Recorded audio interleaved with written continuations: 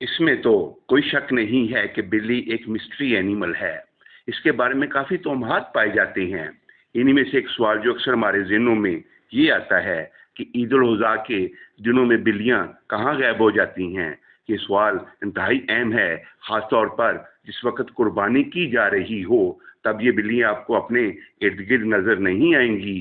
آخر ایسا کیوں ہوتا ہے؟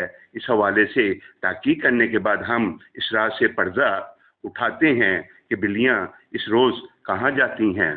تو نمبر 1، شور اور خوف۔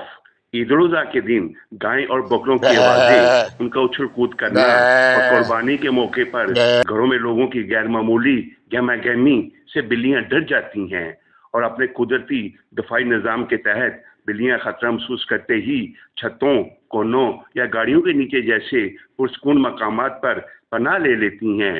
نمبر 2، بلیاں خون دیکھ کر ڈر جاتی ہیں، کیونکہ عید الاضحیٰ کے روز ہر جگہ جانوروں کا خون نظر آتا ہے، جو ان بلیوں کو خوفزدہ کر دیتا ہے اور بلیوں کو وہاں سے جانے پر مجبور کر دیتا ہے۔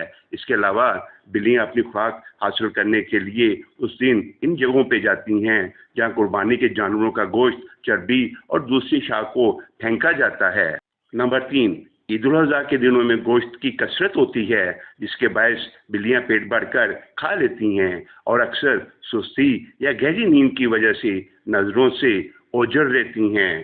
لیکن سب سے زیادہ ایک حیران کن بات یہ ہے کہ جس کے بارے میں ہم نے کبھی توجہ نہیں دی، کہ عید الاضحیٰ کے دنوں میں جہاں جانوروں کی قربانی ہو رہی ہوتی ہے، وہاں فرشتے زمین پر آ کر حاضری دیتے ہیں، اور ان فرشتوں کو دیکھ کر بلیاں ڈر کر وہاں سے غائب ہو جاتی ہیں۔